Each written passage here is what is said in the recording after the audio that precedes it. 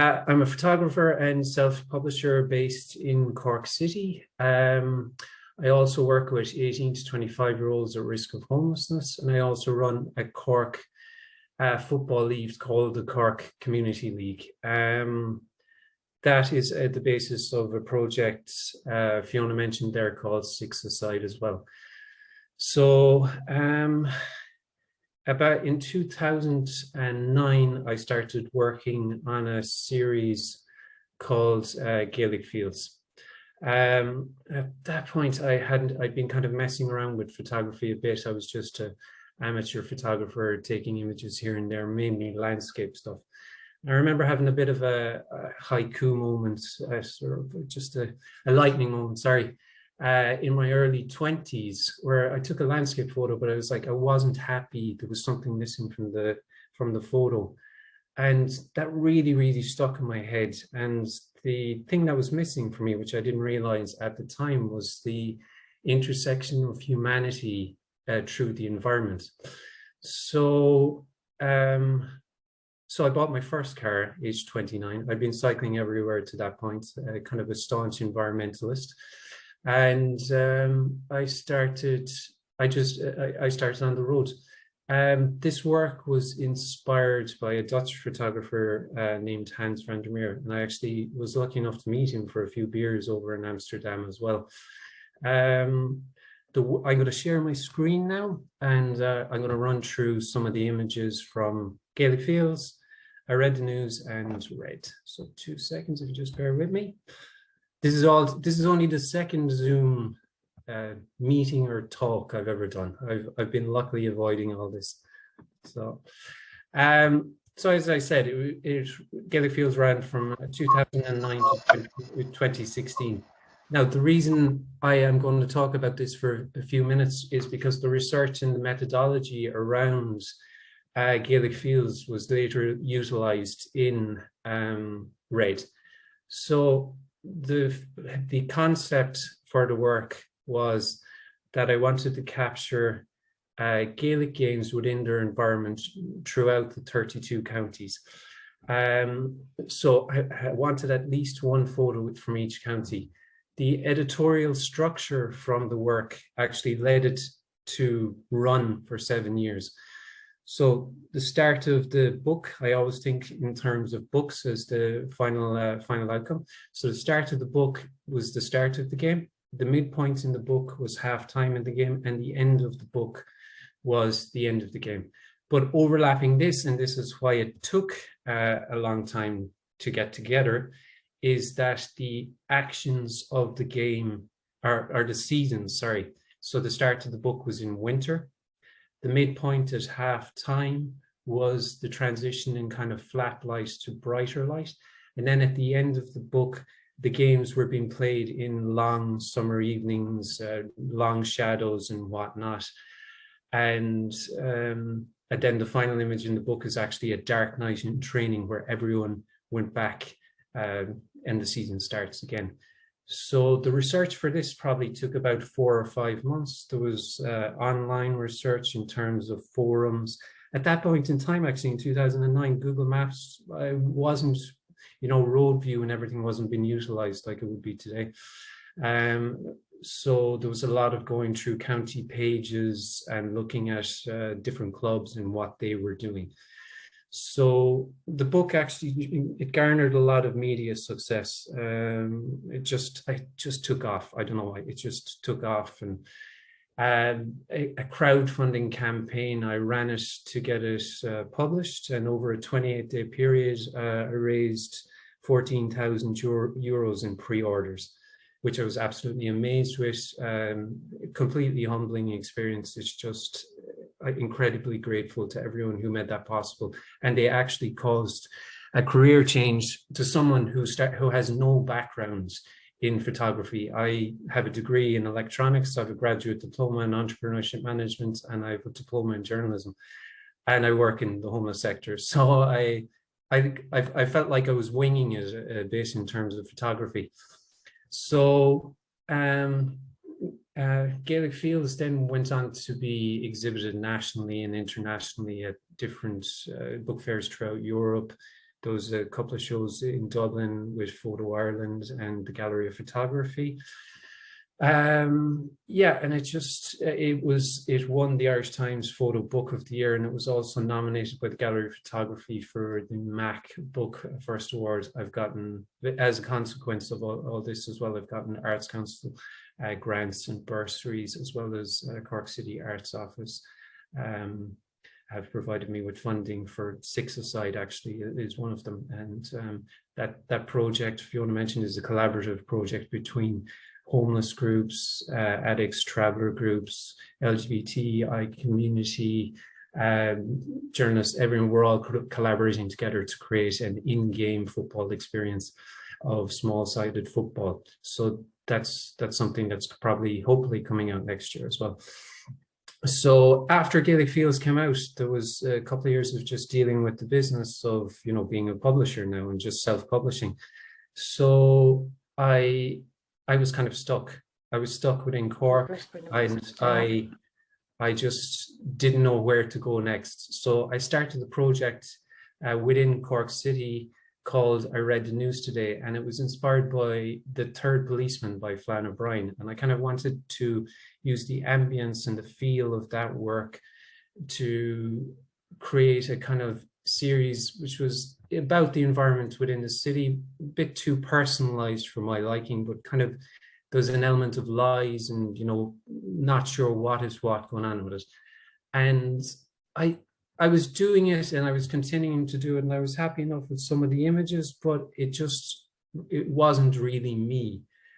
And but I kept working away on it, just because I get itchy when I'm not taking photos, and I kept working away, and I kind of kept logging away, and I kept taking these images, and eventually one day actually I ended up taking this image here. That's sorry, actually we'll go this image here, just 1 second.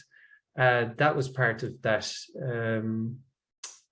series initially. It was taken near the bridge, Clark's Bridge in Cork City. And I just put the camera over a bridge one day, put it down, looked straight into the river. And I was like, this actually could be a nice image. And I kind of thought nothing of it. And then kind of stuck with me as kind of, a nice image and whatnot. But I was thinking of it'll just fit in the series as it is. Then I was watching The Salt of the Earth, which is a documentary about the photographer Sebastião Salgado. And he's actually the reason I am doing black and white photography. I was watching this. He was a Magnum photographer in the 80s. He subsequently left, and Magnum, for those who might know, they're the top reportage photographers throughout the world. Some of the most famous photographers in history have worked with them. He has done a lot of work around the movements of human beings, work. He did an incredible series on mining in Brazil, which was what broke him as a photographer, broke him worldwide in terms of fame. His own work later broke him in terms of emotional damage, though, because he was focusing on refugees in Rwanda and in the Balkans and the destruction of Kuwait. And after that he started working more recently on a series about wildlife, and it's called Genesis. It's a more hopeful one, but previous to that his work would have been very, very heavy, very dark, and incredible. Really, that is a brilliant documentary. Even if you're not into photography, that is a documentary worth checking out. But it caused the crisis for me in terms of my own work. I felt like, what am I doing here? I feel like I've got away from my own process. I've got away from what Fiona mentioned at the start about looking at the intersection of people and communities within Ireland and the intersection with the environment and surroundings. And I had gotten away from that. And that really just stopped me. And a few months went by, and I was taking photos in Cork City. Someone had just thrown loads of delf, just like, it's like they went and got their cupboard and just threw every single thing into the river. And I was taking these photos of just cutlery, delf, everything thrown in the river. And I just started walking home and I was like, I think there's a series here. I think I need to start researching this. At that time, that was 2018, and I don't know if some of you remember, but the water levels within the rivers in Ireland had collapsed. They had fallen completely down. We had water restrictions throughout that summer. So everything that was kind of been hidden within the waterways started coming back into focus. And my first trip, proper, I still, at this point, I was still researching, I felt. I was doing trips and I was going up, this one was to Galway. So up to Galway, and I was actually examining the canals up there. The canals are extremely interesting, actually, to photograph, because they're like archaeological digs. There isn't enough motion in the waterway to move anything along. So people have to physically go in and remove items from them. And there's some incredible people doing that around the country. But with this image here, you can see that this is a trolley, and actually it has been incorporated into the habitat. And it actually, it gave me the first signal of what this was going to be about. I'm going to start examining throwaway consumer culture and how it's affecting the habitats, the rivers and waterways inland within Ireland. So these are the first couple of images from it. This is pretty grim stuff now. So you can see top corner there's it looks like the top of an oven and whatnot, corrugated iron. These get intermittently cleaned, the canals in Galway. I actually met an individual who goes up part of the canals and the waterways, and he actually lifts things out. So there are these incredible people just working individually throughout Ireland. Now, this is a lamprey, and they are older than the dinosaurs. One day I went up to Anacotty in County Limerick, and I just happened to meet a guy from Inland Fisheries. And I got talking about the lampreys, and he explained to me, yeah, they're older than the dinosaurs. This is an EU protected habitat. And he said, you want to come into the water and we'll have a look at them, because I'm here to examine them. So I had waders on, we had our gear, we got into the river, and he netted one very gently and took it out. And I was just absolutely humbled, just blown away by this. This is millions of years old. The lineage of this is it's just amazing. As I said, older than the dinosaurs. But as we were talking, he kept using the word red, and I've grown up in the rivers. Like the rivers are dear to me. I grew up in County Limerick. I would have been fishing the Mulcair, the Shannon, all these rivers, Clonsingle River around Maru, near Newport. All of these, I would have gone fishing a lot with my dad. In fact, I also fell into a river. The bank broke, went straight into the river when I was about 8 or 9, and bounced back up. But that memory is still with me. That kind of grainy memory is still with me of a rod floating beside me. And I think that actually has in some ways inspired the view or the look I've gone for with red. But he kept using this term, which I'd never heard any fisherman use. Or maybe I was just hanging around with the wrong fisherman. And but so it's the layer where the lamprey spawn, and it's like a little hollow within the river. And so I went home that evening and I went to the dictionary, and it means, as I said, a hollow or a spawning ground, but it also means to put something in order in Scots Irish, or to keep tidy. And I thought this is a brilliant play on words. This is actually the perfect title, because I played around with a couple of titles to that point, and nothing was really sticking for me. So the research process then began in earnest for the series, and I just wanted to get a general overview of how we were treating the waterways within Ireland. And it's amazing when you actually focus on one topic and you just all your attention and focus on it. It is amazing to see the damage and in some parts the good that we're doing. There's at least two points within Cork City I've noticed where there is raw sewage going straight into the river. This is disturbing to me as well because you have Cork City Swim.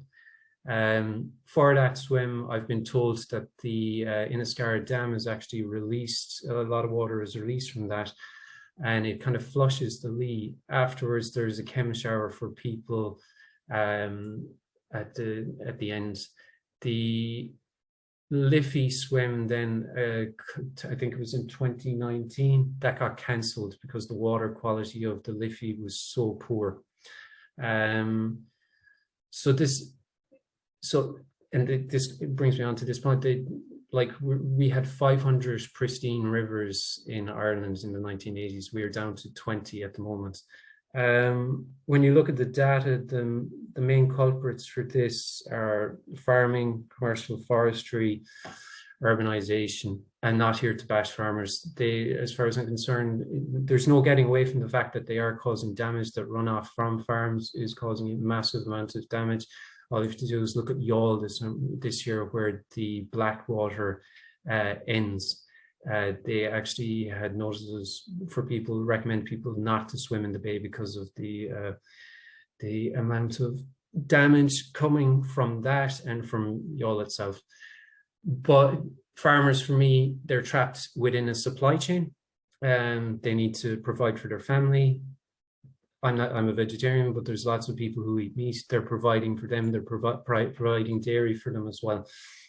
So it's a cyclical thing. And the reason I bring this up is because the damage going on, it's wider than just litter thrown in the river. This is about economics and us changing as a country, becoming more rich, more affluent, and also causing more damage as that happens.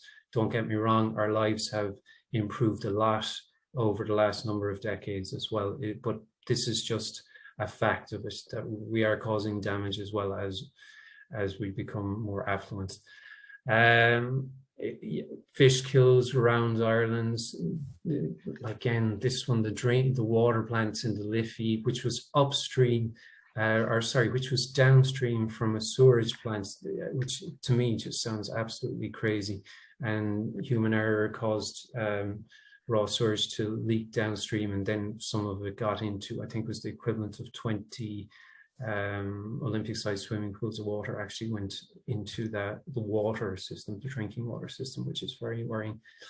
But as I said, you do have good people working on the waterways as well. You've amazing people. Chris Moody out in Blackpool there, he's basically, and I'll talk about Chris later in a bit, he's, constantly cleaning up the River Bride out there. I've helped him a bit with that as well. Not too many, like 4 or 5 times. But so we'll just get the rest of the talk now. I'll just be demonstrating some of the images that I have captured with red. How I go about this, I'm generally on a bridge or a walkway or any kind of height above the water systems. There's a whole load that kind of goes into it. It's not so easy it's not a case of just turning up. There's issues around the inclination of light, water depth, etc. So it takes a lot of effort in terms of just to get the right day to get it. But at the moment, like if I was to try and shoot in an urban environment, the sun is so low at the moment that a lot of parts of rivers and canal systems actually don't get any direct light onto them. So so I suppose this one is a little bit hard to see, and this is with major thanks to Henna for actually editing this for me. I suppose the biggest learning I've got from working on this series, this is a Christmas tree, which I photographed, a decaying Christmas tree, which I photographed in Cork City. And as things go to throw in a river, it's probably not the worst because it's going to break down and whatnot. It's biodegradable. However, it kind of I began to realize that this is actually, there's a seasonality to what's going on with what I'm seeing in the rivers.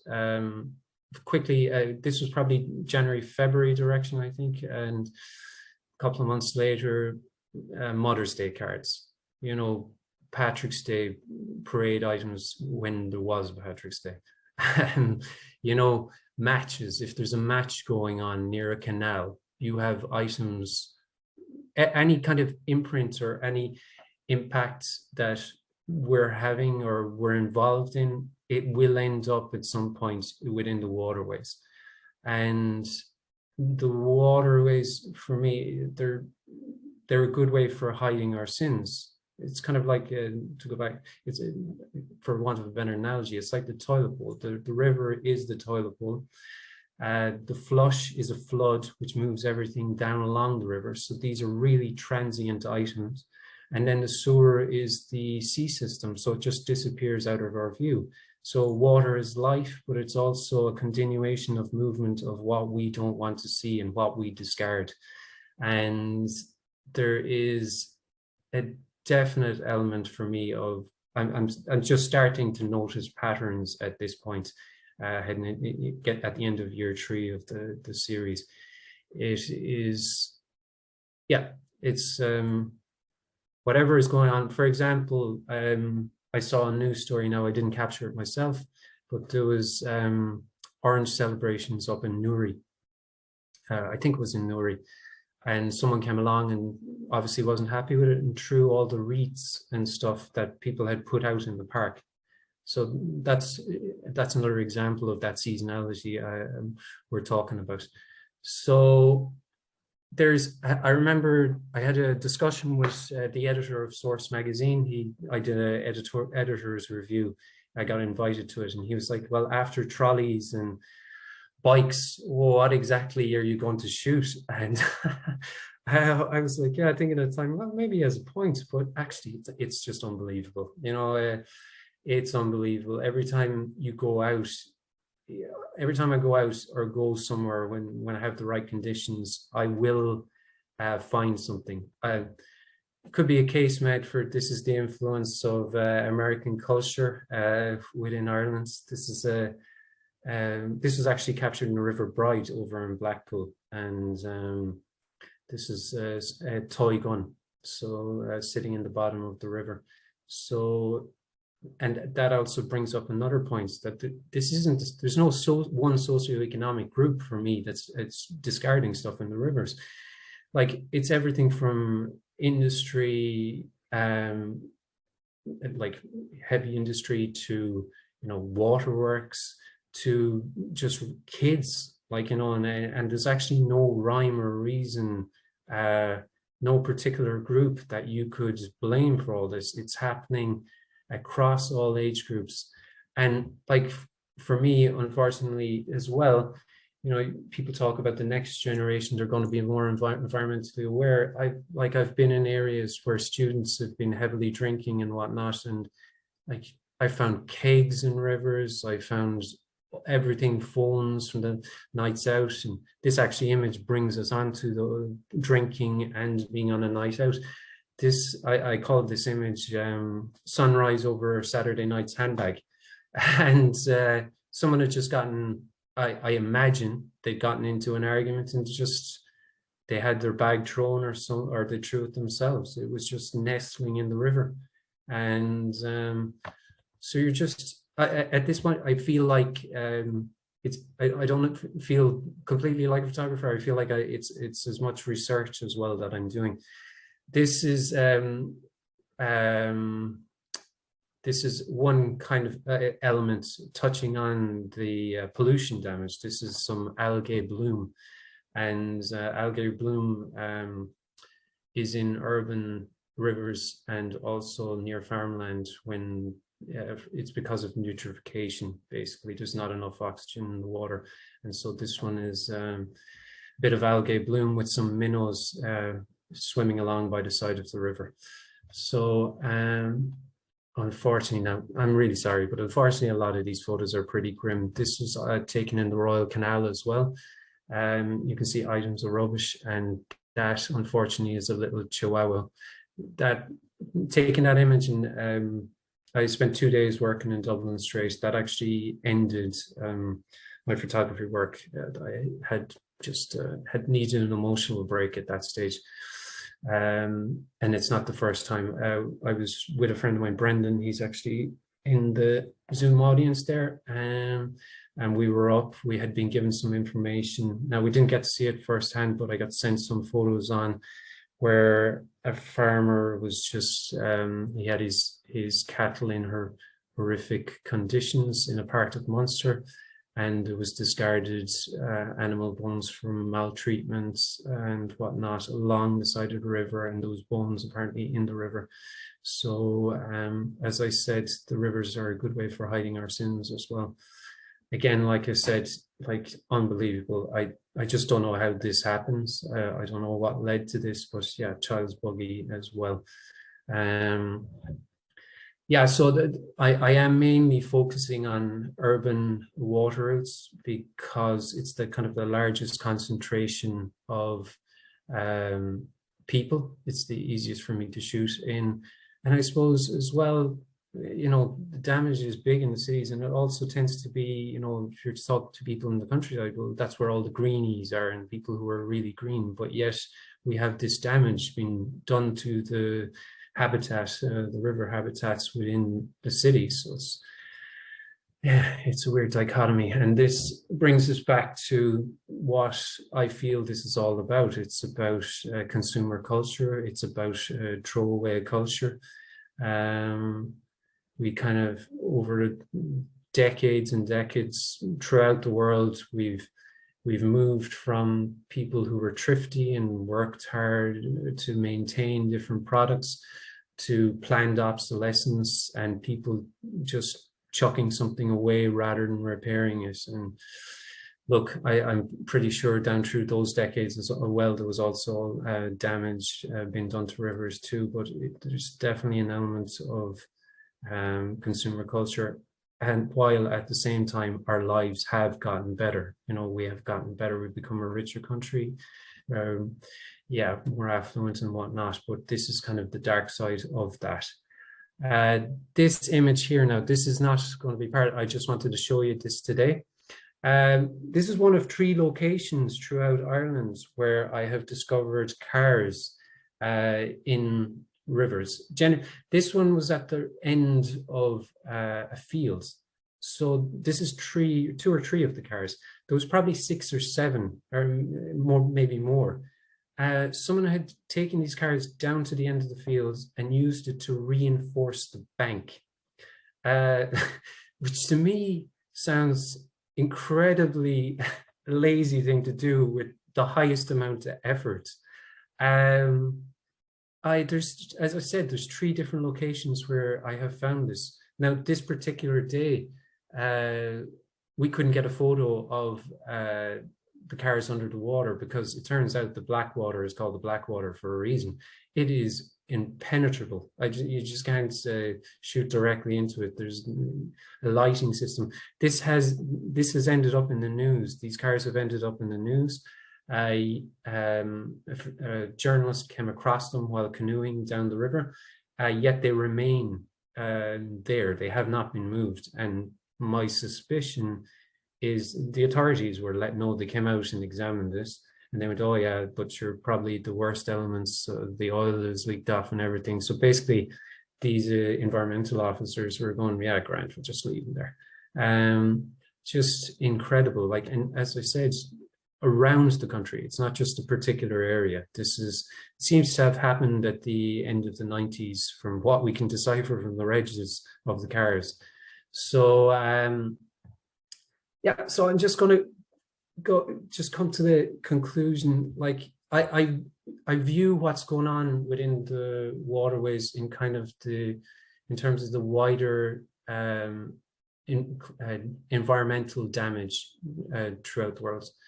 basically, I think you could transpose the photos I'm taking. You could look at most rivers around Europe and in highly urbanized areas, and you could just transpose that, and you could see the same things. And so this quote kind of sums it up to me. I used to think the top environmental problems were biodiversity loss, ecosystem collapse, and climate change. I thought that 30 years of good science and could address these problems. I was wrong. The top environmental problems are selfishness, greed, and apathy. And to deal with these, we need a cultural and spiritual transformation. And we scientists don't know how to do that. Like, that is pretty dispiriting.